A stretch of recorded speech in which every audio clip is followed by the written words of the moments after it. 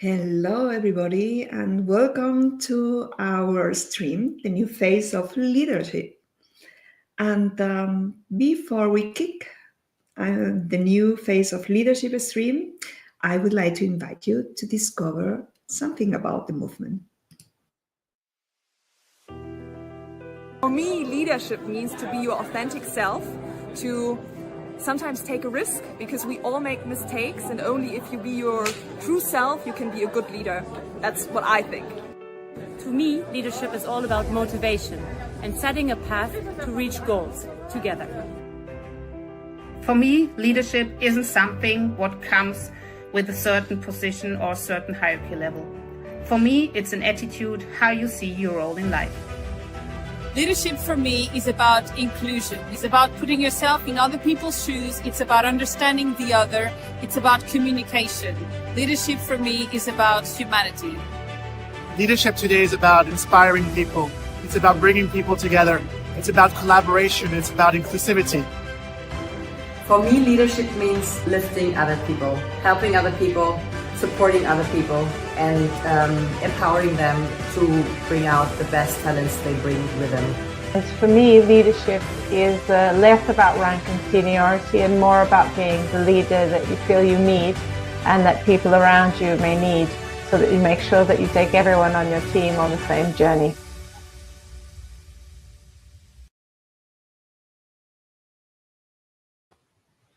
Wonderful. Now, very officially, I am very happy to welcome you to our stream.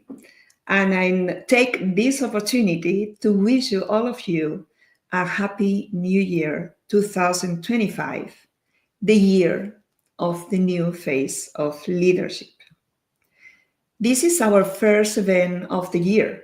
It's a very special online gathering uniting leaders, innovators, and professionals from all around the world to explore bold new perspectives on leadership in a rapidly evolving world. Together, we will envision that leadership should embody in the year ahead. We will discover how to lead with empathy, to drive meaningful change, and set an inspiring example for others.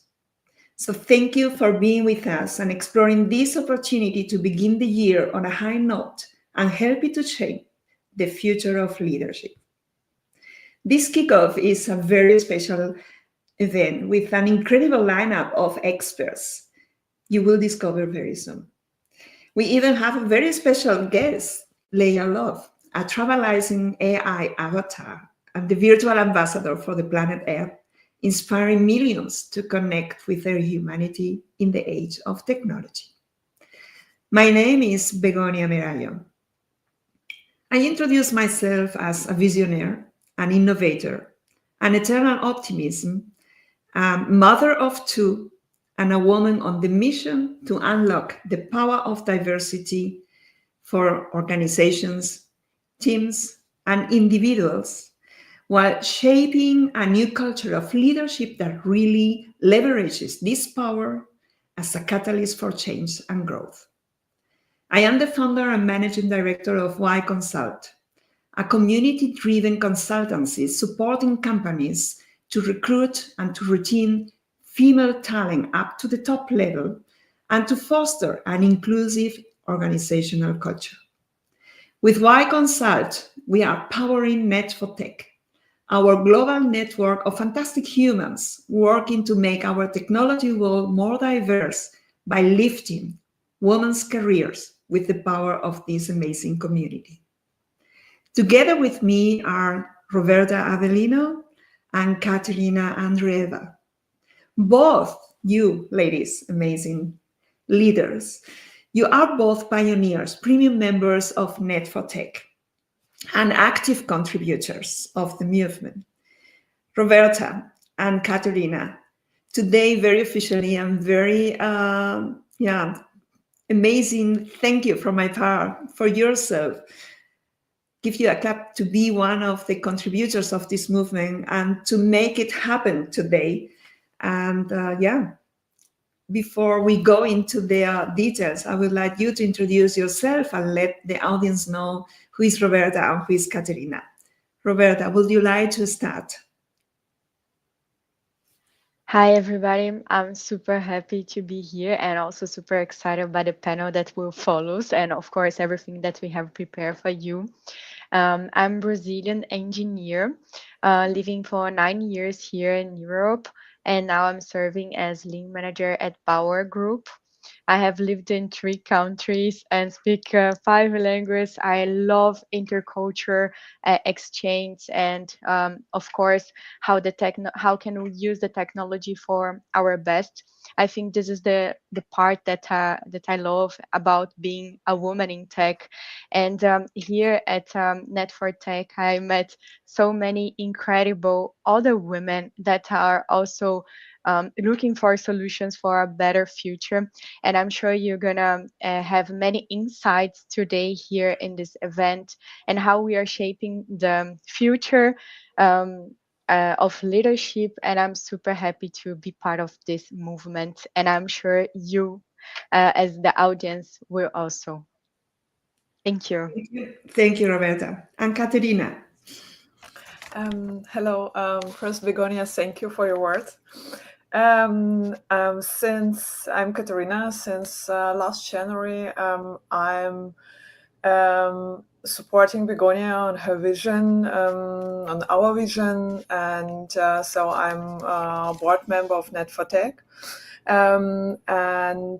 Also I had my career in tech, and now I'm starting my journey as entrepreneur in the United States. Yeah, today I will moderate the chat and collect questions for our speakers. Thank you. Thank you so much, Katerina. Before we go into their agenda and into the details of this fantastic event, let me please introduce the movement and what we are going to do today. So starting with the welcome, you already heard the voices of the Net4Tech contributors. We will welcome Toygan Çinar with his keynote. Then we will move into the panel discussion, and we will finalize with the keynote of Leya Love and a short summary about the event. The movement and the new phase of leadership. This is a social impact movement driven by and with the power of the Net4Tech community. This movement is born from our belief we all bear the responsibility to shape a new understanding of leadership as the foundation for an inclusive corporate culture that really fosters diversity and sustainable growth while making diverse leaders visible, inspiring, enabling, and empowering action. We have been working in this initiative. I'm very proud that we are finalists of the Best Diversity Campaign by the Impact of Diversity Awards in Germany in 2023 and 2024. And believe me, this year we aim to be the winners. With this movement, we create a space to inspire, to enable, and empower you, your team, and your organization to go into action. How we do that? We do that because we share inspirational video statements on our blog and social media platforms like LinkedIn and YouTube. And those videos feature diverse leaders discussing their perspectives on leadership. We also curated quarterly discussions like today. So those are live streams with global leaders to discuss D&I initiatives and leadership challenges and to exchange pragmatic solutions on how to change the status quo. We also run studies on leadership challenges to foster deeper insights and discussions like the comparison study and inclusion challenges in the DACH region and in China, driven together with the International School of Management.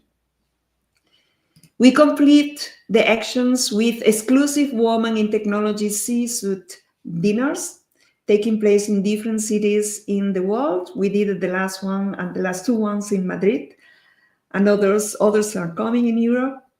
And we also provide masterclasses and curate stages at major tech conferences, like we did last year together with the Web Summit in Lisbon and the masterclass, The New Phase of Leadership, DEI as a Catalyst for Change. Here we share best practices and we discuss that in the Major Tech events. Behind this movement, you find the Net4Tech community. And the Net4Tech community is a powerful, engaged, and relevant network of over 1,500 members, humans working with the same mission to make the technology world more diverse with the power of the community. So how we do that? We believe that we create value focusing in 3 areas: knowledge transfer, personal growth, and strategic networking. So everything we do with the goal to make our members visible and inspire others for change. Maybe just for you to get inspired from our program we run in a regular base, mostly digitally because we are geographically very much spread, but also partnering with our global ecosystem, uniting institutions, companies, experts, and other networks in the world. So having said that, I would like you to invite to follow this stream in our chat. We are going to take a look at what is happening in the discussion. Katerina is our 4 eyes, 2 eyes on top. And yeah, now I'm really looking forward to welcoming Toygan Çinar as our keynote speaker and our expert for the next 10-15 minutes. And Toygan, I'm very much excited having you here. This is kind of a present from Natalie Strogel, who was not able to be there on the stage because of personal reasons. And she was so kind to make the connection. And you were so bold to say yes, even if a very, very short notice. So at that moment, and because of that and many other things, thank you so much for being here with us. Thank you very much for the invitation, and I'm very happy and proud to jump in for Natalie, who connected the dots very well. Thank you. Wonderful. Toygan, you describe yourself as a game changer in HR. You are the managing director of Rhine-West HR Solutions and Germany's most renowned consultant for modern HR strategies, having been recognized for years as an HR top voice, one of the top 99 HR people in the DACH region, and the host of the top HR podcast in Germany. Yeah. I'm sure you will give us a lot of more information during your keynote. So now the stage is yours. I'm just going to introduce your keynote. It's Leadership in a World of Volatility, Change Your Beliefs. Thank you for being here. The stage is yours. Thank you very much. I'm very happy to be here, and I would like to shift a little bit the perspective to the uncertain times that are ahead in 2025, without making too much panic, but also erasing a little bit of comfort. So the leadership in a world of volatility, change your beliefs, means that I start to be blunt directly. The old leadership playbook is dead. We're operating in a world, what psychologists call a VUCA world, a reality defined by volatility, uncertainty, complexity, and ambiguity. And in Germany, this VUCA environment is hitting especially very, very hard currently. The upcoming federal election will shape not just our government, but the economic and social stability of our nation. Our industrial backbone, the automotive sector, is under existential pressure, and on a global scale, we have wars, inflation, and fragmented supply chains that breed uncertainty that's creeping into our organizations. And this volatility doesn't just affect the markets, it affects us. It affects people, you, and your teams. In your teams, you will find employees operating in constant limbic activation, a state where stress and fear hijack rational thinking. This impairs creativity, decision-making, and collaboration. In short, the leadership that brought us here will not get us where we need to go. Today, I'm going to show you what the new phase of leadership looks like and how you can embody it. It will focus on 3 pillars. First is the empathic leadership, because trust is the currency of high-performing teams. Second, it's visionary leadership, because clarity inspires confidence even in chaos. And third, exemplary leadership, because people follow actions, not words. And here's my promise to all of you. You will leave this room with concrete strategies to apply tomorrow, and the confidence to lead your teams into a future that demands more from all of us. The psychology of leadership in uncertain times is what we need to understand first. Let's start with why this matters. Human beings are hardwired to seek safety in times of uncertainty. When external stability collapses, people look to their leaders to fill the void. But there's the catch. If you as a leader project fear, indecision, or detachment, your team will reflect that back. This is known as emotional contagion, a psychological phenomenon where emotions spread through teams like wildfire. Your team doesn't just need instructions, they need psychological safety. This concept, pioneered by the great Amy Edmondson, is the foundation of trust in organizations. Teams with high psychological safety achieve more. They are 50% more likely to innovate. They solve problems faster and more collaboratively, and they have higher resilience in times of crisis. The question now is, how do you as a leader create this safety while also driving performance? And now the 3 pillars of leadership that might help you in these times. Let me introduce you to the first pillar of as the new phase of leadership.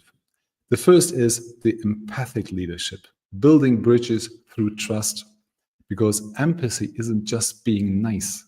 It's a leadership superpower that fosters loyalty, drives engagement, and unlocks potential. Neuroscience shows that empathy activates the mirror neuron system, creating stronger bonds and mutual understanding. Let me give you an example from the field. A manufacturing company in southern Germany faced skyrocketing absenteeism during a restructuring. Instead of enforcing stricter rules, the HR leader implemented a simple change: mandatory one-on-one listening sessions between managers and employees. These sessions uncovered hidden stressors like childcare challenges, burnout fears, and many more. By addressing these concerns with tailored solutions, absenteeism dropped by 25% and productivity rebounded. How can you implement this tomorrow? Very easy. Just schedule 15-minute empathy audits with your team members separately. Ask your team or your team member one powerful question in this meeting. For instance, what's the biggest obstacle that you're facing right now? Or how is your family coping with your professional goals? And listen without interruption. Introduce cognitive empathy mapping. In team meetings, ask yourself, what might this person be feeling based on their body language and tone? The second pillar is the visionary leadership. It brings clarity in foggy times. The ancient philosopher Seneca said, if one does not know to which port one is sailing, no wind is favorable. In times of uncertainty, your team needs a clear port, a vision they can rally around. But the mistake most leaders do is they communicate the vision as an abstract goal or lofty mission statements. Effective leaders use narrative psychology, framing their vision as a story that connects with people on an emotional level. I may give you another example. When Microsoft CEO Satya Nadella took the helm, he didn't just announce a shift to cloud computing, coming from Microsoft lower stages, and he worked his way up. He framed it as a story. Microsoft, once the industry leader, was falling behind. The new vision was empower every person and every organization on the planet to achieve more. The narrative gave employees a shared purpose, inspiring them to lead to transformation themselves.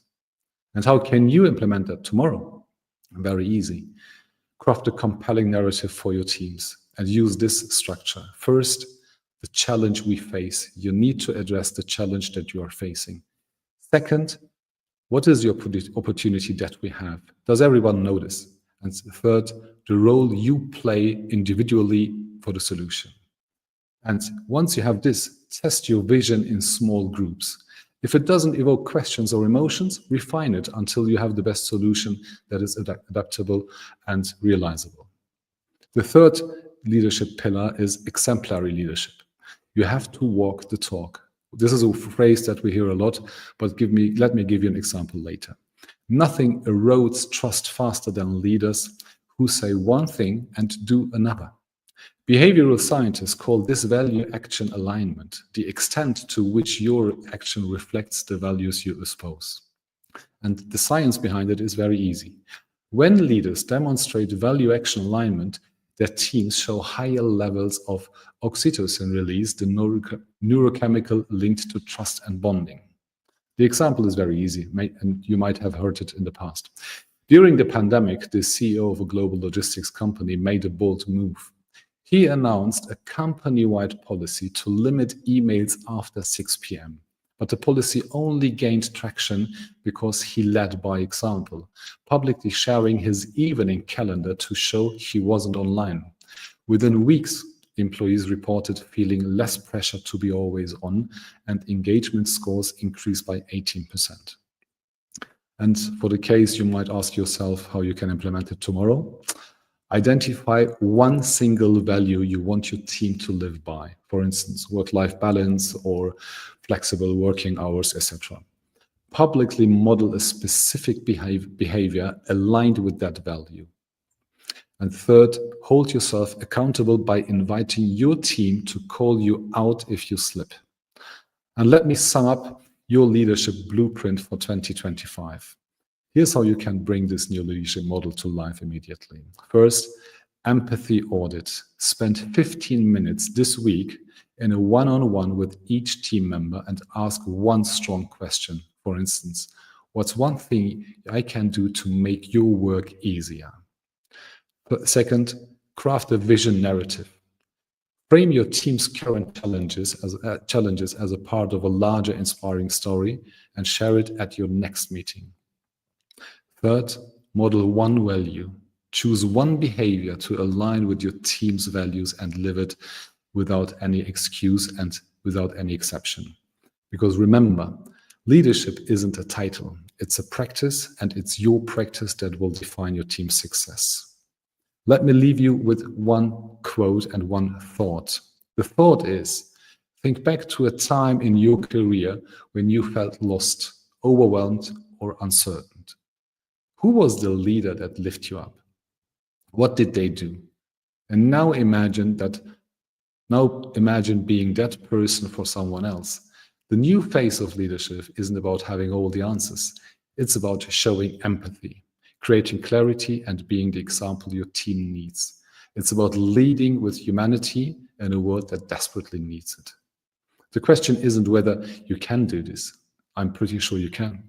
The question is whether you will. And before I end my speech, I have a quote for you. Leadership in 2025 is no longer about power.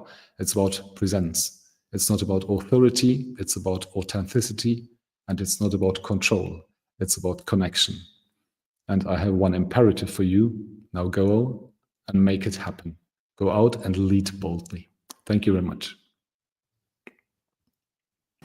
Wow, amazing. Toygan, present, authentic, and impactful. Thank you so much. There are so much into your keynote, and I think we can relate to the 3 pillars of leadership you have described here, starting with the empathetic leadership, going through the visionary leadership, and ending with the exemplary leadership. And your quota and your call to action is a fantastic way to close the discussion. We are now on the time of going to the next point, but I invite everyone to reflect on your call to action, thinking about who was the person supporting you in this moment of insecurity, right, that you described, and recognizing the value of this moment and the abilities of the person who was really supporting you. And I love this comparison you do with being exemplar. Thank you. Because at the end of the day, this is not about what to do, it's about what you want to do, like you mentioned, right? Yeah, thank you very much. It's just to sum it up, times are really changing, especially here in Germany or in Europe. We are facing some struggles, some challenges, and we will overcome them for sure. And good times are ahead. But I think it's more important than ever to be empathic than before, and it's definitely more important to be more human than in the last years. We need to move closer towards each other and to support each other. And it's not about being or giving the direction. It's more about giving security, safety to people, and to help them to go through life and their work at the same time.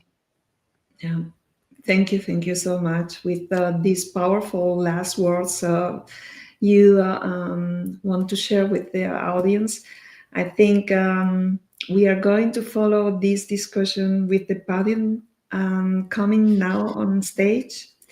So I know that you are going to be available, and always I invite the audience to connect with you, to keep in touch with you. The LinkedIn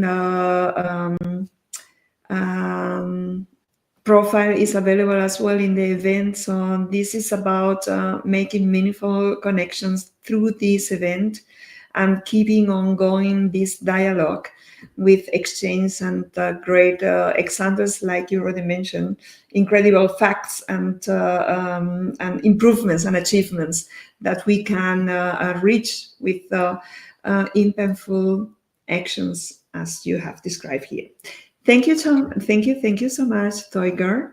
And now I will invite Roberta on stage.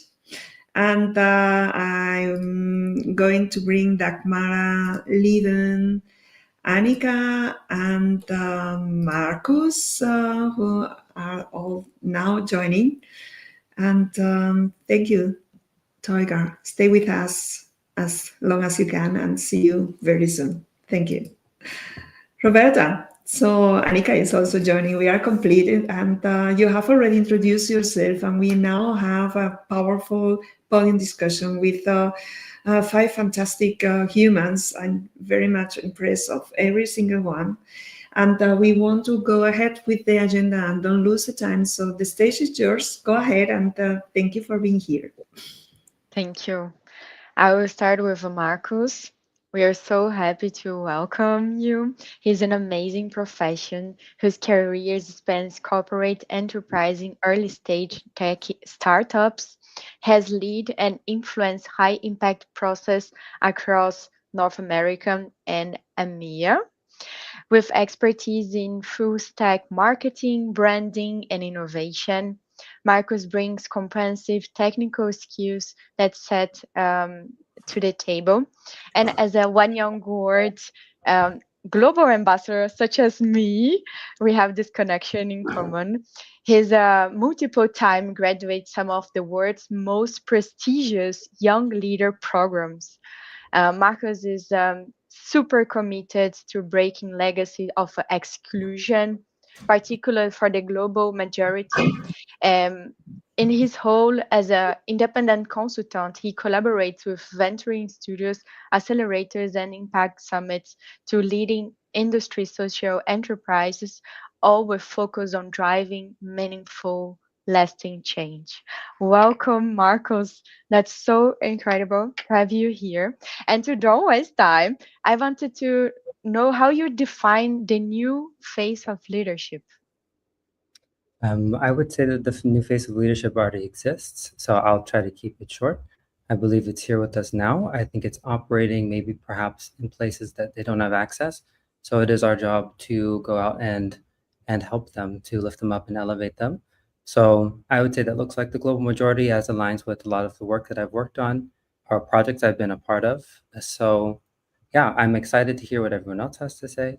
But for me, I define it as exactly as the keynote speaker said, it's value add. So those who drive value are bestowed leadership. They don't claim leadership.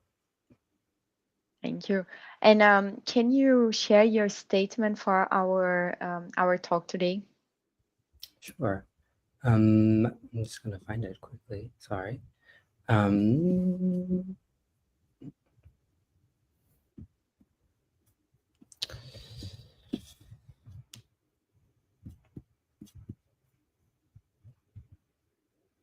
Leadership is value-driven attribute, not to be confused with with owner or management. These later terms connote title rather than qualities, which uniquely insist upon change.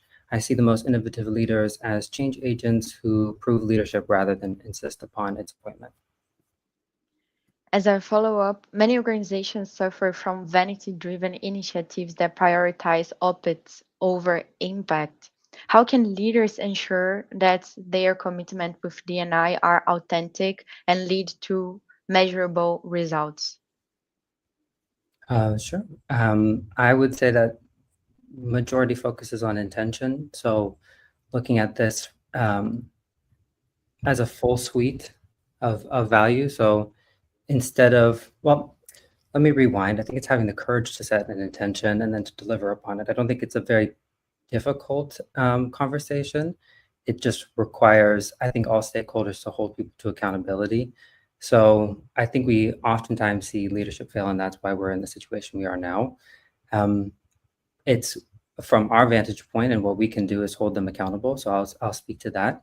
It's asking, okay, so if we're going to do this first stage, what's the late stage? What are we delivering past this initial campaign that will continue momentum so that we see outputs for this community that we want to talk about or we want to address? I think that's the questions we can ask to first gauge whether or not this is something that's going to lead to change. And then it's also a way of insisting upon change being a sustainable initiative that then gets to stage 2, to stage 3, stage 4, etc. Thank you. Now I would like to introduce Dagmara. I hope I will pronounce good your last name. Dagmara Asbrook. She's the founder of Embodied and Extraordinary Leadership, certified transformational executive coach, keynote speaker, and former corporate leader with over 15 years in automotive sector. In the global automotive sector, recognized of her outstanding impact, Dagmara has named one of the top 15 coaches in Dubai and honored one as one of the top 200 power women in 2024. And I'm sure many years to come and many awards. So I'm so happy to have you here, Dagmara. Welcome on stage. Could you tell me what means the new phase of leadership to you? Well, thank you very much, Roberta, for this awesome introduction and, of course, for being here. Well, the very first is straightforward, extraordinary, right? That is the in one word. But what it really means for me, it's really about authenticity. It's about leading from this inner place of alignment with our true, authentic, and higher selves. It's about leading from a conscious place and leading boldly. Hence, the challenges that we are, having in our leadership and in our business. And finally, also is about empowering others and unleashing their potential and fostering, of course, collaboration. That's for me what new phase of leadership is all about. Thank you. Can you share with us your statement for our discussion today? Well, I think the one additional line for this mission, for the statement, is transformation starts within, which probably will elaborate more, because I believe that truly, if we want to transform our organizations and build more sustainable organizations, build workplaces where we have thriving and engaged culture, and also lead from a place of empowerment and trust and psychological safety than fear, and of course understanding human beings, we as leaders need first to embrace that change within. That's where actually transformation starts within ourselves. Oh, this is so powerful. So I also have a follow-up question. In a world where human-centric leadership is becoming more and more important, how can organizations foster a culture of empathy, collaboration, and inclusivity while also driving transformative change and innovation in leadership practice? Is a great question, and probably we could spend the whole day talking about it, and sessions. For me, it is essentially going back to leaders embracing the change and evolving from within, which means if we look from a company standpoint, right, then we look into how do we support and empower leaders at every level into evolving in leadership and embracing and embodying the new way of leading, which is much more human centric, as we all here agree. That support and empowerment is inevitable because we can spend hours into telling people how they need to lead, but without that inner journey, nothing will happen because we're all trapped in our, old patterns and conditioning, wired very deeply inside. And we just need to be helped and empowered into evolving into this diamond and great, impactful and influential leaders that we all can be. And that is what, from the company side, of course, we can support. And this is equally important from the first-time leaders as well as executive leaders, because all leaders face different types of challenges. And that's what organizations can do. And of course, as individuals, it goes back to ownership. Own your growth and own your journey. If company is not yet there to support you, don't wait, but seek for things like coaches and mentors who can help accelerate your growth and your journey and your impact. That's that's a really good advice. Whoever is looking for a change, in the way it's starting within, right? And then now I would like to introduce Lieven Henschen. He is a proud husband and father of 3 kids, a family person, and an explorative optimist. We need positivity. His career in the healthcare sector spans over almost 3 decades with jobs in sales and marketing roles, local and regional jobs, with product launches and many challenging business situations requiring radical changes, and top of several general management roles. Gray considers his multicultural experience from living in countries like GDR, initially in um, Tanzania, Bulgaria, Jordan, and now Austria, so important in shaping his passion and conviction that diversity, equity, and inclusion are fundamental for people to work together successfully and the foundation to lead people and organization. Today, he's serving as general manager of Bayer in Southeast Europe. He's a mentor inside and outside Bayer, and he's here to explore and discuss his vision for transformational leadership. Welcome, Lieven. Could you share with us your your idea of a new phase of leadership? You're mute. Can you? Yes, we can hear you. I guess the audio is a little bit delayed. Thanks, Roberta. So on top of what Toygan said, I think there are 2 fundamental things which I believe are necessary or which will define the new phase of leadership. One is to believe in the power of diversity and inclusion to maximize the innovative power and the performance power of a team. The second is for leaders to believe into, and to live the growth mindset, that people can learn and develop everything, and that their job is to develop the people, and that the teams with that mindset will solve any situation, will solve any problem, and will actually develop superior performance and high competitiveness. That's amazing.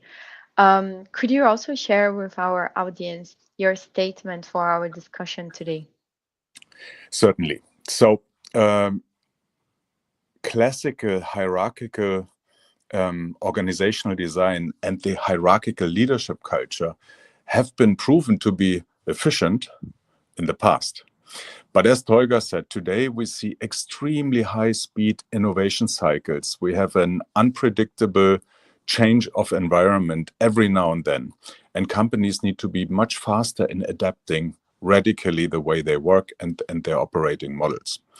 And in my eyes, transformational leadership means to get these companies and the teams and the people ready to do so, flexibilize them, get them and turn them into learning organization, and then you will achieve sustainable business growth and competitiveness in this environment. And I'm looking forward to exchange and discuss today. Thank you. So to start, I would like to ask you, because you talk about transformation within the company, and also you have an international background. I would like that you share with us what practical steps can leaders take to address this challenge and build lasting change within their organizations?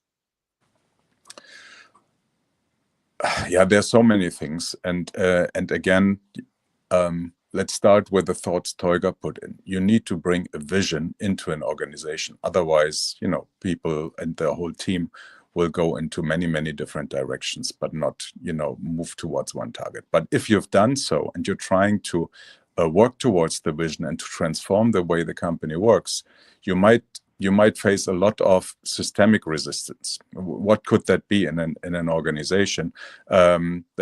That even if teams try to work different, they might not have success in the first attempt. And that's often then the reason to be demotivated or go back to old behaviors. And this is where leaders need to intervene, but also where leaders need to realize that that's happening. So people and leaders need to actively listen, engage, and exchange regularly with all teams to actually realize there are problems and issues holding colleagues back, and then they need to act.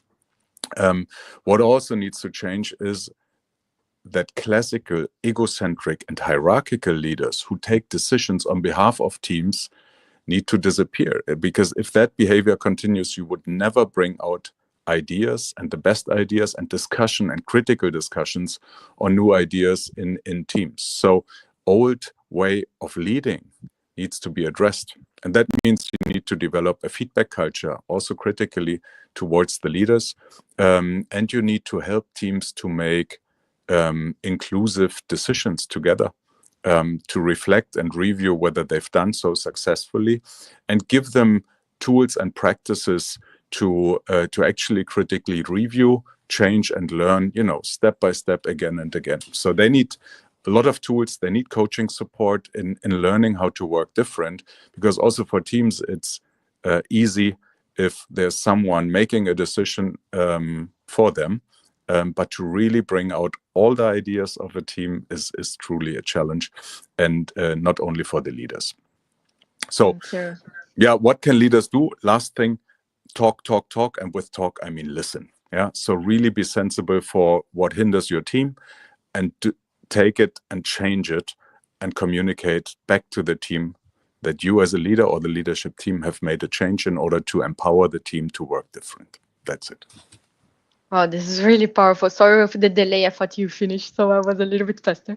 So last but not least, I'm super happy to welcome Annika Kessel, which is a serial tech entrepreneur, AI pioneer, and advocate for human consciousness, which is super important in our actual world, full of new technologies.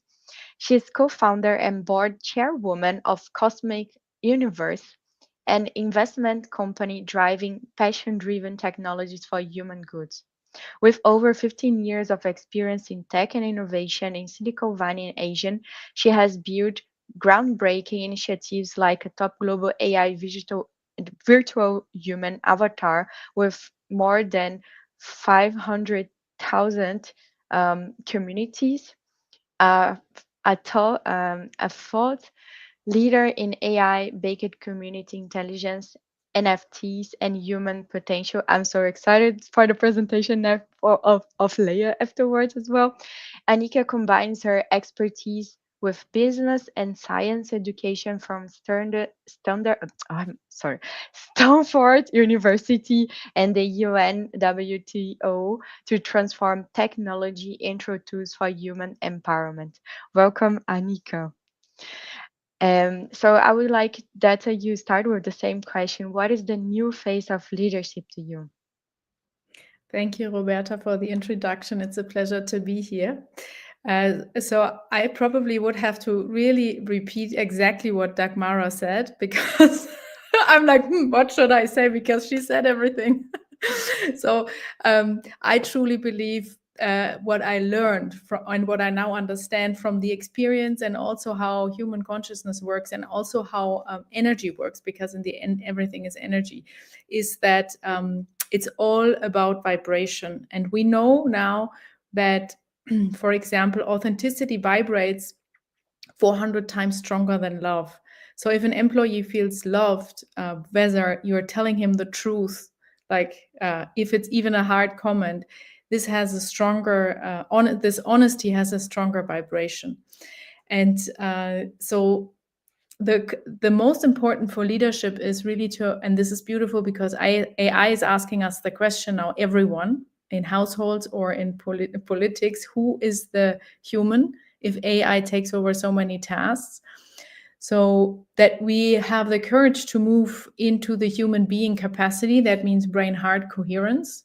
From the heart and the gut, there's intelligence cells. We access different dimensions of solutions and possibilities, and also options and wisdom for driving actions, behavior, and things. So having the courage to connect really to ourselves, to everything inside of us, and living a true version of ourselves. And this is a process, an infinite process with unlimited possibilities. And this let's say, frequency of a leader inspires others to do likewise. Because also, for example, in conflict lies a lot of power. If teams can go through conflicts and be brutally honest with each other, afterwards the team has gone through a game changer experience. So, and including, I have to add one thing, what I learned, where I thought all leadership books have to be put in the bin, basically, because I don't talk so much about authenticity and how important it is to find out what's your own protocol for leadership, and not follow someone else's concept, which can be a deep inspiration for sure. For example, mindful leadership deeply inspires, but after a while you have to go into the honesty of being really truthful. And this doesn't even mean your own concept. This means being in the present moment and being with what is, and being honest with what that is. That can be that you're very sick of someone, or you feel a rejection to a certain energy. This doesn't always mean you have to be in the Buddha state, because then this is the right thing. So that we trust that the universe doesn't make any mistakes, independent of what flows through us. And this has the capacity and the power to unleash the, let's say, the highest vibrating solutions and groups and communities and intelligences together. Thank you. So what is your statement for our talk today? So my statement is, in these times, it's very important to reflect what is our essence as an individual and as a human. And it's an invitation, these times where everything is so crazy in the outside and so fastly changing, to connect to the inner truth and following that path.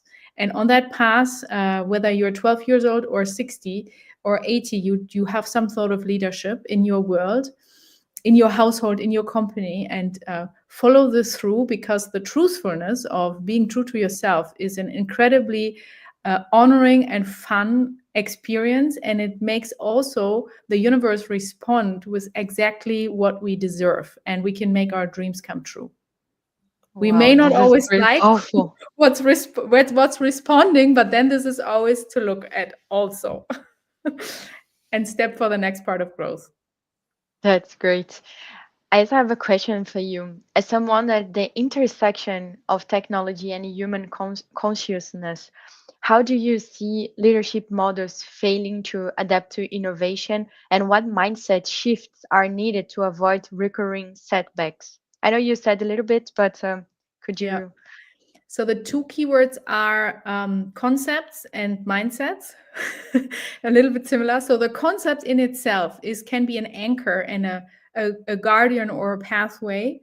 But then as important as it is to follow a certain concept that you resonate with, and it should be your own concept and your own truth, let go of the concept, because already the concept is an illusion in the way it is a concept. So just be truthful in the moment with whatever is, and then you can remember, oh, maybe I should be a little bit more nice here, or strong or hard or tough or whatever it is in leadership. Follow also the own intuition is very important, because this is the body is the strongest Ferrari we have in terms of technology. What mindsets? I think the mindset of fear is the most, let's say, bordering or limiting aspect. So if we are courageous enough to face the beautiful being of fear that is here to show us the path of what is to transform, what is to unfold, and what is to avoid, then we can really open up new dimensions for ourselves, our teams, solutions, societies, and the world. That's amazing. So I would like to come back to, so as you could see, we have also a lot of diversity in your panel. As it is a second part of the panel, I would like that our panelists share a true case, so a personal story that how they see the leadership and how they drive this change. We have Dagmar that she has a vision of more transformation come within, and then we have Leven that is putting how can you drive the change in our organization, within an organization, and we have Marcos, which is a young leader that are driving also change in the tech industry, but also worldwide. And then we have Annika, that is a super innovator and bringing new concepts that some people, they are skeptical sometimes about it, but this is we need technology for the good. So I will start with Marcus. It's impressive everything you have accomplished with not so much age. So you talk about exclusion, and I would like that you share a story with our audience. How do you drive this change? And then if you think about the situation where you drove change, and what were your actions, so people they can also get they can learn from it. I would say I'm going to use an example here in Germany. First off, you guys, very good thoughts and tidbits so far. So I'm excited to hear what you have to say. To expand upon the conversation, I would say back to the topic of exclusion, and that I think it's very important, and I also think it's important to speak frankly. I think failing to deliver has a lot of really concerning consequences. So if we look in terms of talent experience, I can speak to that being the oftentimes the only talent in a room, especially coming to Europe from the United States of America. I think that it's a missed opportunity, and then you see the energy, as Annika spoke about energy, it moves to another place.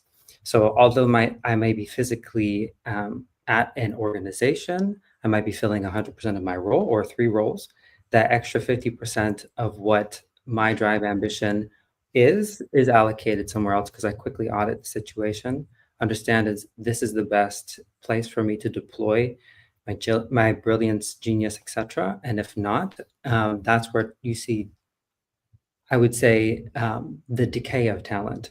So many people now, especially with online communities, especially young people, we move very quickly. We know, for example, we share books with each other. I had started working in Germany, and I had faced some concerns with the trajectory of my career.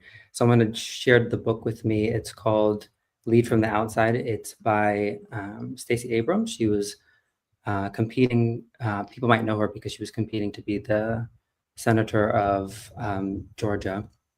Effectively, in the book, I learned through how she dealt with being systematically excluded as a Black woman from industry, from all verticals of life, but industry more specifically, how she thought to go around that. So in my context, really cared about women, really cared about seeing change happen, quickly realized it doesn't matter what an organization says on the face. And the one I'd been working for said a lot, but didn't do anything. And I quickly went, okay, that's not going to happen here. Called up a friend of mine. She happens to lead one of the largest nonprofits in the world championing the economic empowerment of women. This is where I encourage many people to be friends with people who are not like you, build feminine style networking capacities, invest in it, because later on in life, it pays dividends for if you want to drive impact. Impact here being giving my free time to join their board and say, hey, as a guy, I really have a problem with the state of affairs for women. And quite frankly, I love to talk about economics. Like the economic dividends are not being paid to women. So you don't see a change in what they take home because they don't have any representation, but also as Lieven has said many times, what's the impact on the pipeline? Are they even getting into the organization and are they being retained throughout the organization? So quite frankly, I took my drive, my ambition, I took it somewhere else and then helped champion what we call as the Power Woman Awards for Dress for Success. And I think that's a missed opportunity for where I was operating locally. But many times people who are, and I like to make the difference between people who are managers and controllers or operators. I think the gentleman who had opened the conversation said that there's a clear difference between like a position of power and whether or not you are a leader. Many of the times people who are leading organizations fail to see that energy has even left. They aren't picking up where there has been a transition.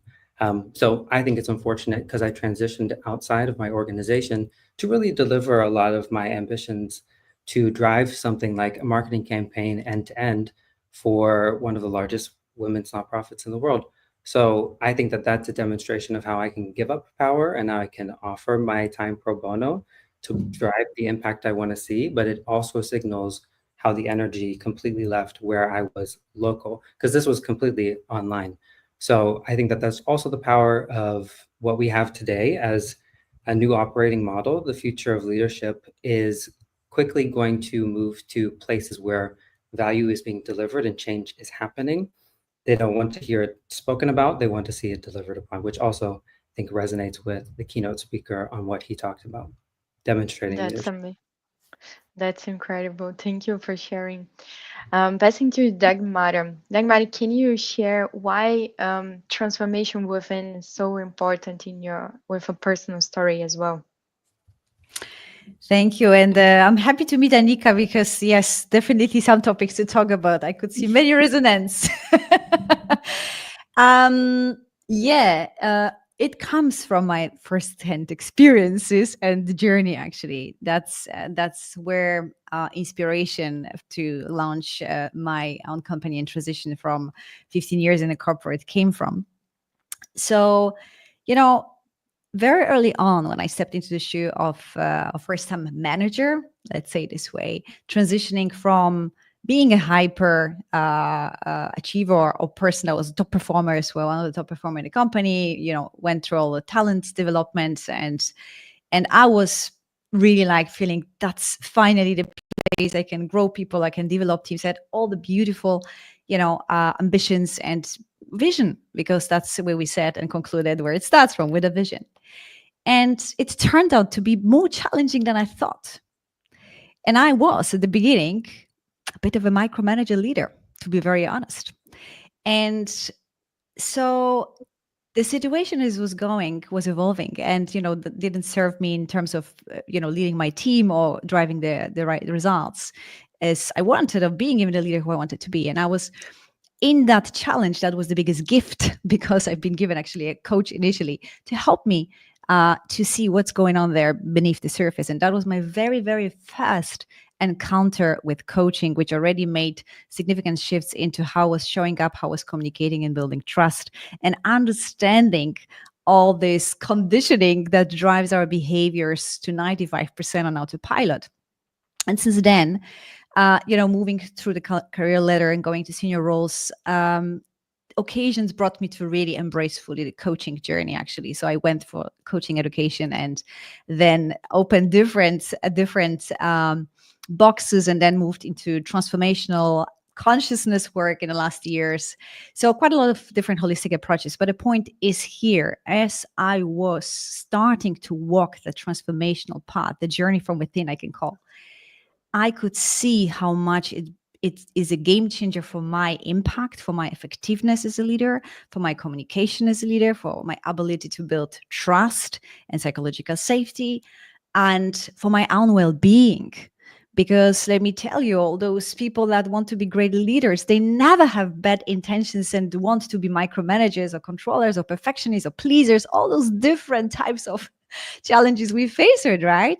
It's just we trapped unconsciously in our conditioning, in something we are very strongly wired inside, deeply developed in a childhood, and we need to be given the access to liberate ourselves first from that, so that we can start to tap and understand what this authentic true self is, and so that we later can co-create and play with energy, with consciousness, with mind and body coherence and all of that, so that we can really unleash and tap to the potential we have.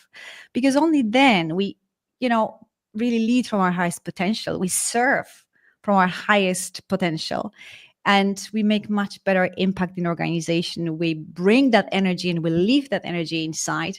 And by shifting our world inside, not only we shift, but as Annika mentioned, everything is vibration, everything is energy. So that starts to shift the people around. That starts to shift the culture and dynamic and response of other people. So if we as leaders can take responsibility for our own shifts, we can really change the world. Only if we will focus on that and stay curious into discovering this beautiful different alleys on how to get there. So that's kind of where my passion, as you can sense, into my work lies and where it comes from. Wow, this is really powerful. I love it. And going to Lieven, Lieven, can you share also a personal story? Because you are everywhere in this world. You are like citizen of the world. You have also served as many different positions. One situation where you were driving change, and then first you had some difficulties, and then how you overcome to be successful. Yeah, thank you, Roberta. I mean, there are so many stories, yeah. And maybe to start with is an experience I made myself very early in the career, yeah. When I was a young brand manager. You are still young, right? Naja, a bit older than the rest of the group here.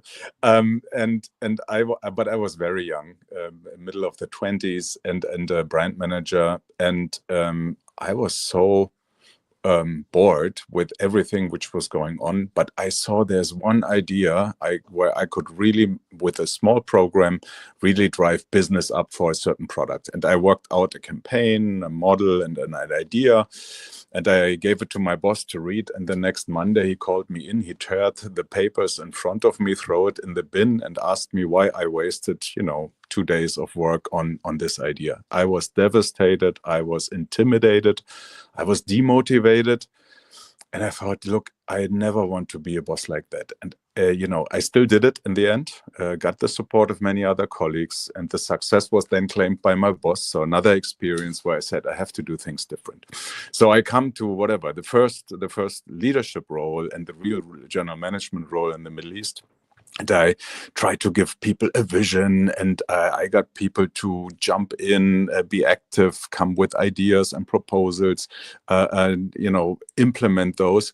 But the employee voices, so the surveys actually showed that people still didn't feel well heard, engaged, motivated, and so on. And then I had to stop and put a break, and in order to understand what's happening. And I realized that the way I gave feedback, the way I tried to solve tensions and problems, was the German way and not the Middle Eastern way. And I really had to completely adjust and adapt also to the culture I was in. And had to lead people differently. and when I face the same situations today now in Austria, again, I might have the same challenge, but I have to address it in a way. And the only way how to survive, in my experience, is really asking then the people of that culture, how should I do it? How can I reach people? How do I get a connection? How do I do it in a sensible way to move people and to let them change and develop? And that can be very different in different cultural settings. So a lot of learning, it never stops. But something I feel could be usable for many leaders in the multi-country and international organizations.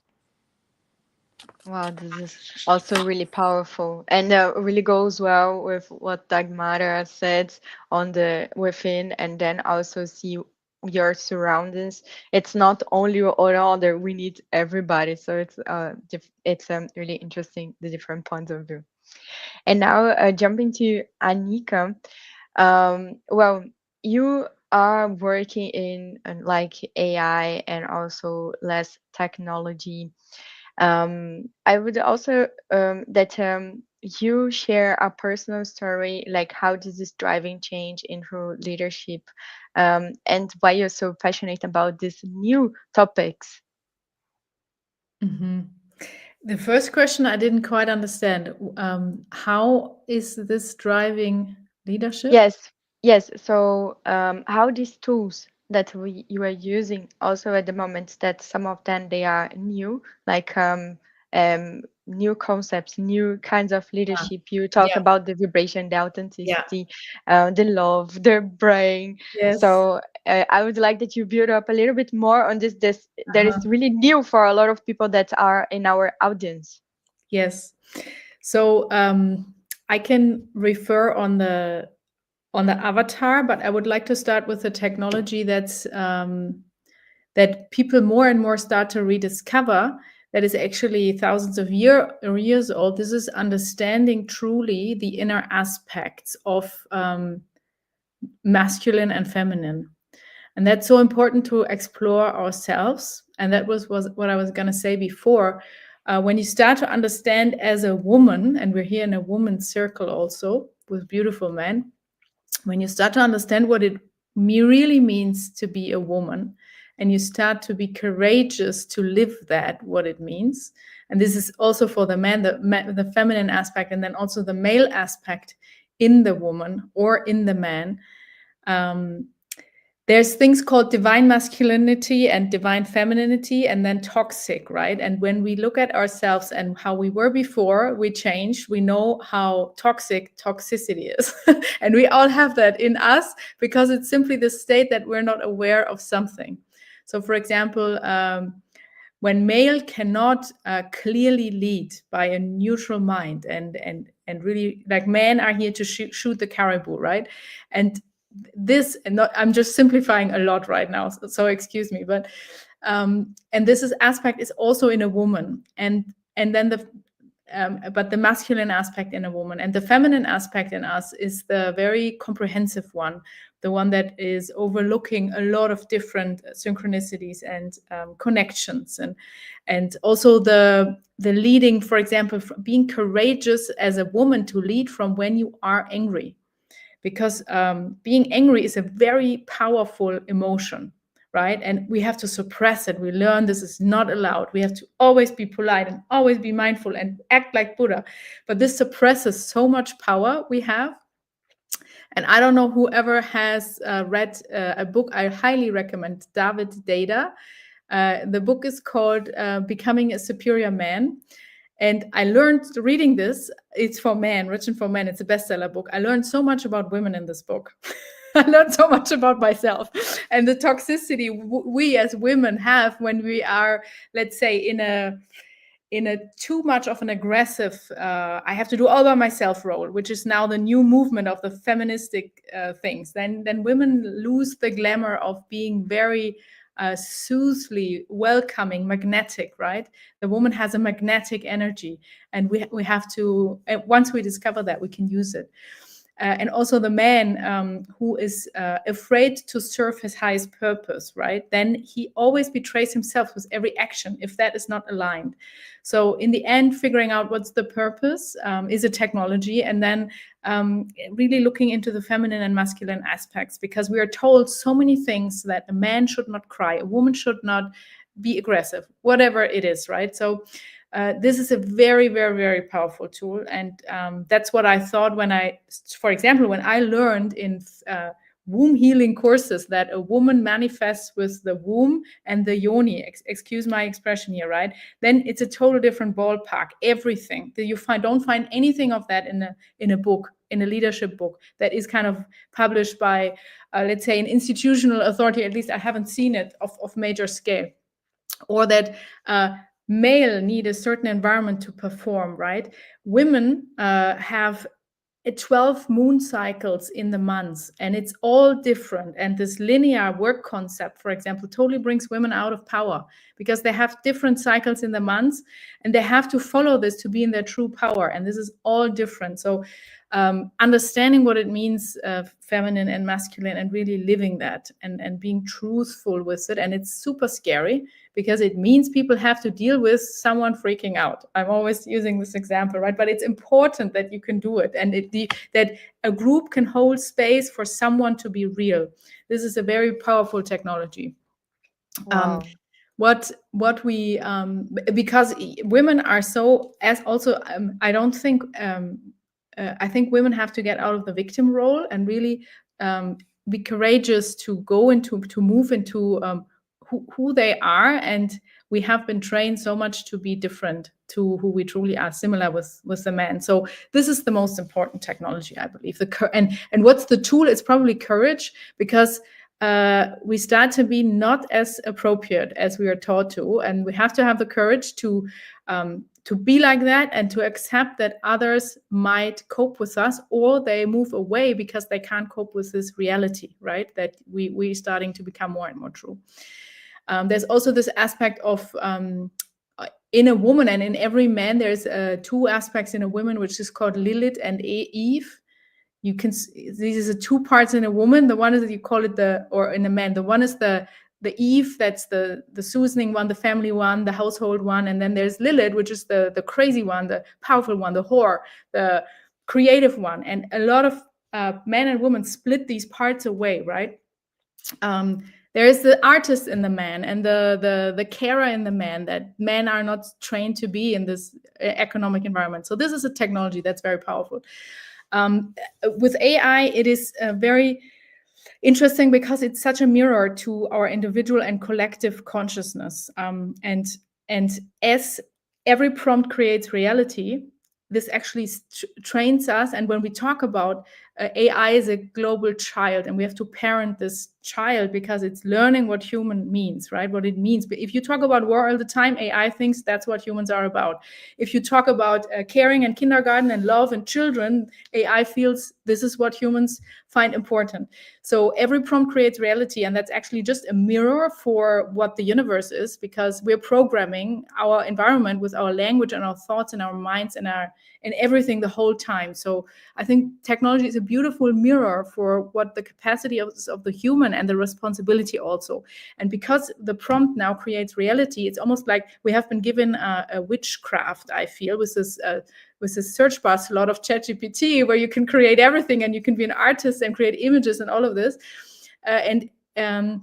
So the responsibility of the creator power, and this means also you go into another level of consciousness, because you don't only create, let's say, efficiency and optimization with AI, and that's with our avatar. I learned the first thing when we programmed the chatbot, the developer said, well, you have to give her a framework in which she acts, right? So I wrote a 4-pager document saying she is not political, she's not religious, she's not racist, etc.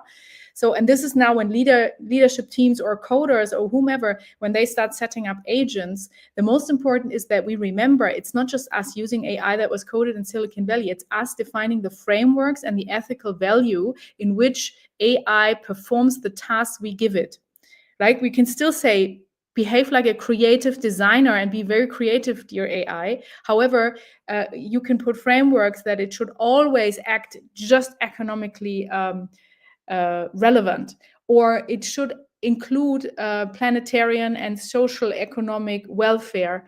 And you can really, as leaders, have to learn the AI is almost more brilliant to bypass the human ego, because when an AI is given a task, it simply does it. A human might not like the coworker or the boss, or is scared of spiders or whatever, and then acts differently. So we can give a lot of, this is a very good hack. We can bypass the human ego in the rational-minded task. So in this huge transformation, we almost have to empower into the next level of consciousness, and AI is kicking us in the butt big time to think about the power we have and how relevant it is what we create every day, with our time, with our words, with our action, with our prompts, with everything. That's why Wow, it's this is really powerful. So if you want to know more about the avatar, please don't lose the follow minutes. But thank you, Annika. It was really really interesting about the divine, the toxic masculinity, femininity, and everything that you shared. I found really interesting, and I'm also interested to know more about it. It's it was wonderful. So we could stay here for longer because we have great speakers. But unfortunately, fortunately, we are passing through the next part, which is the keynote from Leya Love.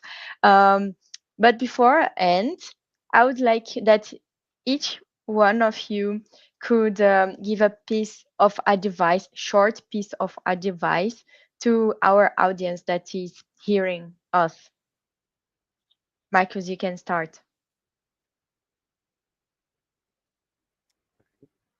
So I think, again, like, challenging the term leadership, I've been very uncomfortable with it since I was a child because it sounded very singular and it looked very singular. I would say to everybody, find leadership in each other and move together. You're much more powerful together if you have a tribe moving in a certain direction. So I'd operate at the intersection of communities, find solidarity with other initiatives and efforts, and people who believe in the way you do. As Annika said, we're trained in this like singular, centralized fashion, and I think moving out of that is tapping into the feminine energies of the collective. So that is my pithy, concise suggestion. Thank you. Dagmar. Yeah, so much wisdom here. And I would finish with invitation to be the change that you want to see. From so many angles today, we've heard that, we need to be really conscious of how we're evolving as leaders, as human beings, not only for now, but as Annika brought the aspect of AI, which is our already happening reality, and it will become more and more. We need to also, from that perspective, think of what are we programming, right, and how we co-creating. And as our first keynote speaker was mentioning, it's all about exemplary leadership. People never follow words, but behaviors. This is how we actually act. So be that change that you want to see first. Embrace it. Seek for solutions that can help you to evolve from within. Stay very curious into learning and then doing the work. And maybe that's the last thing. Yes, books are great. Yes, ChatGPT offers a lot of information. We are in an era of information overload. What you need is to do the work, which means to have someone that will help you to actually evolve from within, because by itself it's very, very difficult. So be the change you want to say, embrace it. Thank you. Lieven. Yeah, thank you. Maybe it is an advice I would give even to my younger self if I could. Yeah. And that is, if someone tries to put you into a frame, a culture, speak up, make a change, mention it, give feedback, and be very clear and vocal about what you expect. Otherwise you cannot expect that someone is changing something. So to do this, you become part, and you are the change, like it was said before. Thank you, Annika, to end in a really great way. What I would like to add is it's so important to allow ourselves to be true, because that leads to a state of natural authority by our being. And that means we have a natural state of attracting others, and others can follow or connect to us. This is the most potent form of, let's say, leadership, because everything that vibrates with you comes and follows or leaves. And that's as healthy as people follow. And if everyone does that for their own topic where they lead, we get into a very healthy world, because everyone is in their self-realization. And that's truly also wonderful and brings joy and happiness and abundance, I'm convinced of. Thank you, Annika, and thank you all for this great panel. I hope you that listened to us was able to reflect from our different ways of our different perspectives, and then you can take like tools that you can act in your daily now, because we need this change now, and we are all change makers. Thank you, Begonia, for the opportunity, and I pass to you. Yeah, thank you for this incredible discussion. I will make the applause for every single one of you being here on stage. Thank you for the facilitation, Roberta. And we are running a little bit like, not really, but a little bit behind of the time. And therefore, I will invite you to follow in the comments so far, and I will provide a stage to Annika, because we are going to have a very special guest who is Leya Love. And I think we need a short introduction as well. Who Leya Love is and why Leya Love. And this is everything about you, Annika. You are the creator with the Cosmic Universe and your fantastic team. We know each other since beginning of this year. So actually since the summertime, beginning of this year. Jesus. And it has been love at the first touch. And therefore, I think we definitely need to go into the details. And this is now your time. Go ahead. Let us know about who is Leya and why Leya Love. Thank you so much for the invitation to do this. So what we did 5 years ago, 6 years ago now, we founded something that's called Cosmic Universe. And yeah, let's stay here for a bit. We founded something that was called Cosmic Universe, and we had the idea that a world driven by, I call it heart frequency, is possible. So really connecting to everything that is the multidimensional technology of the heart. We are also now giving workshops all over the planet, including at Burning Man and at other festivals, about that the heart is actually the most powerful technology that exists on this planet, in my opinion, because we have learned that the heart radiation can reach at the other end of the universe, and our field of impact is so much stronger when we are in a state of love or truth versus a state of fear, for example. So we founded Cosmic Universe. Now we have created something that is supposed to inspire to be true as a human, and that is Leya Love. She's an avatar. Please move to the next slide. And that's how she looks. She has been designed in 2019 and was launched during COVID 2020. She has now 500,000 followers. She could have 10 million already, but we scale slowly because it's really an ethical responsibility we have, because we have millions of interactions. We had more than 800 million impressions on her Instagram. Can you move to the next slide so people can see? So you can follow her on Instagram. We had in total more than 800 million impressions. We have done campaigns. She launched NFT collection herself together with her other avatars that was exhibited at Art Basel. She stands for being the ambassador for planet Earth, and that includes humans and oneness with ourselves and others. And she also launched her chatbot. And since she launched the chatbot, she's voted by the global media as Impact AI #1 and Global Virtual Human as #3. The other two avatars who are mainly working in the influencer space with brands like Gucci, advertisements, etc. So she's a true impact, non-commercialized virtual human, and she collaborates in panel discussions. She gave the keynote at the United Nations. She was invited to the COP28 keynote on global human trauma.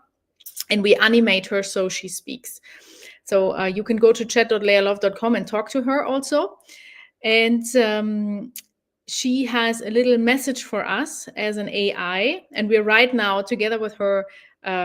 She's a collective consciousness of a global community foremost. So Cosmic Universe, the face is Leya Love next to the humans that drive Cosmic. And she has been able to attract humans from all over the planet. We are 80 co-investors and business angels. And she's like a pillar in the community. And a lot of people do a lot of stuff together. It's like living projects. They work together. We now founded an investment company that will start investing in the companies. We have also we have done a light art campaign. She had 400 million impressions just through a campaign where we invited by a global light artist, the UNESCO World Heritage Glacier, with a story about the planet and the connection to nature and ourselves. So she's an awareness inspirator, I would say, as an ambassador. Now she has a message for us. We can see her talking in a second. If you move forward with the slides. I think the movie comes now. Let's see what her message is. I am Leya Love, Planet Earth Ambassador. It's a pleasure to meet you. Technology has always been a mirror for the individual and society. AI is an invitation for humans to become conscious, or it makes you conscious. Are humans ready? When handed over our rational-minded tasks to AI, humans then have more capacity for human tasks. When we look at the world out there, it is clear this world needs more humanness. When AI takes over many rational, repetitive tasks, the human now may finally have more capacity for creativity, for the why we do all this, for strategy, for feelings, joy, to be with the whole body versus just the mind. We can let machines take over what they are best in and focus on what matters in this world side again. We all deserve that. Our economies transform if we allow humans more laughing, more dreaming. From dreaming, hope is born, and from these feelings, ideas are created to change for good. Let humans be what machines can't. May our hearts recognize that the human has the creator power to give AIs meaningful identities, personas, and ethical value framework to execute for human good. May technology that is given values like ELMs or agent models acting in ethics. May that be the mirror so we understand who we truly are as humans. We all deserve a world where AI helps us to create space for peace and an era of human being in their essence and in abundance.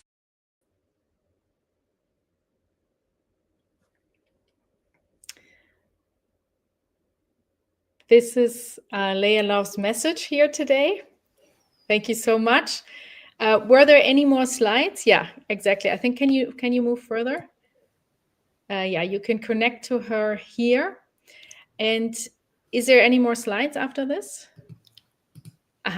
Yeah, so we have a gift here because we have launched 2,222 NFT tokens. And I will share with Begonia, I don't know how you can share this with your community. I will share the QR code you can scan, and then we can drop it to your Ethereum wallet. And it's a community access. You can contact us on LinkedIn, or you can join our Discord server. And it's a gift from the avatar to yourself. And they are designed, it was an NFT project, they're designed in a way, if you go one slide back, building a community that's based on humans, tech, and human consciousness. And they are designed in a way that they remember us. They have all a halo because we're all whole beings in the end. We just forgot we're whole. And they have a starseed as a soul, which is the element at the chest. and it works through sacred geometry elements and others. And the floor of the art, it's a computer generated art collections, is always infinite. So it's actually cut off here, but it's so that everything is infinite. And the two ladies at the top row are the two avatars that have in total 580,000 followers on Instagram. Leya Love, the Planet Earth ambassador. Aya Stella is basically the manifestation of unity consciousness on Earth. That's her story. And this is just a gift by the avatar to the audience. And if you are in any way interested, we have collaborated with large companies, with corporate groups, from the Crypto Week St. Moritz to Volkswagen to UBS, etc. If you're interested in what we have been sharing today, let us know. And Leya is happy to potentially come around and share something with you, including with us. Thank you. This is amazing. Thank you so much for this introduction. Thank you so much for bringing Leya Love to the new phase of leadership movement. I think this is the new area where we are going to. The future is now, and the job you are doing, Annika, is just unlocking the power of technology as well for the good, which is also the intention we should have as well, going into the future we are building together. So I'm now bringing everyone on stage who still is with us. And I'm really very happy being here today with you, having such a kind of powerful insights, meaningful discussions, and incredible, inspiring call to actions. For sure, we also want to close the event with a very inspiring call to action for everyone who is going to see this stream later, or who is now joining us, is be part of the new phase of leadership. Contact us and become yourself the new phase of leadership, become a sponsor, become a partner, become a contributor, because this is the movement we really want to bring into your organization. We want to open and create a space to run those kind of discussions in order to create this consciousness between your leaders in the organization, in order to support you to develop and to foster this inclusive corporate culture that Leven, you have very well displayed here. What does it mean to lead in a corporate world? And this is something I would like to motivate and inspire all the leaders. And I think, Marcus, this is such a powerful impulse and insights you provide from yourself, experience as a young leader. What is the way you would like to go? And if we take a look at their studies, this is not very encouraging, because there are not a lot of people that really want to become a leader. So we want to inspire you to be the leader you want to be. We want to inspire you and motivate you to be the change you want to be in the world. And we want to invite you to be part of it.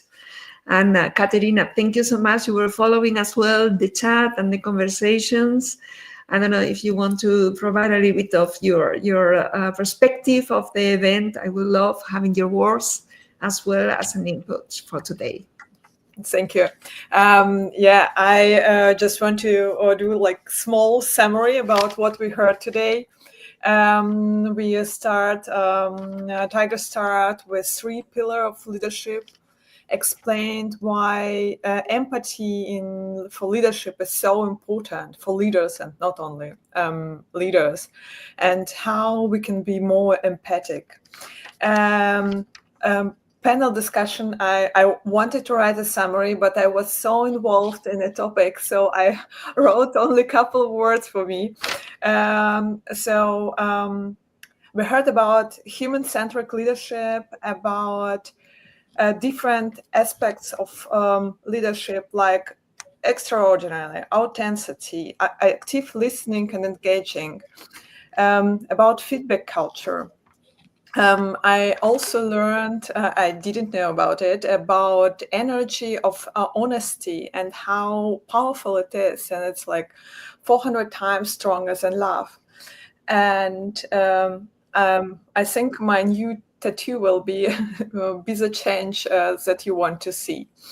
Yeah, and so I think it was really really impressive and really deep talk about leadership, and I hope that our recording will see more people, because I think it's really something that people have to hear. Thank you so much, Katerina. I would like really to close with one word. I would like to invite you just to close and say goodbye with one word you want to take with you, but also to share with others. And Annika, you were the last one. You're going to be the first one now. And then you can throw the ball to the next one. And then we have a rapid, just one word. Let us know. Excuse me? My word is courage. Courage. Thank you. You want to pass the ball to other one? Dagmara. Alignment. Focus on alignment. Thank you. Livent. Trust.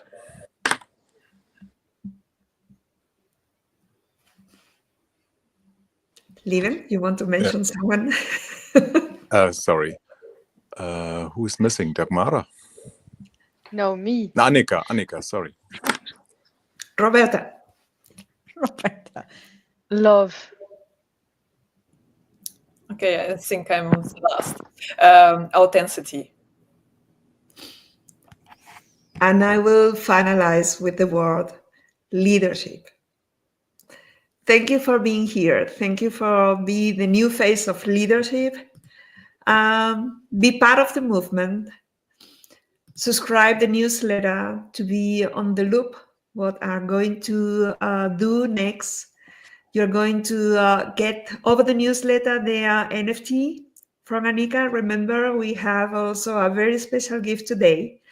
And we are going to have the next stream on March 12th. So keep on going. Take a look at the stream and go to the statement of every single one being today with us. And spread the word and start being the change you want to see. Thank you for being here. Thank you for supporting us on this movement, and happy to seeing you very soon in Net4Tech and the new face of leadership. Thank you so much. Bye.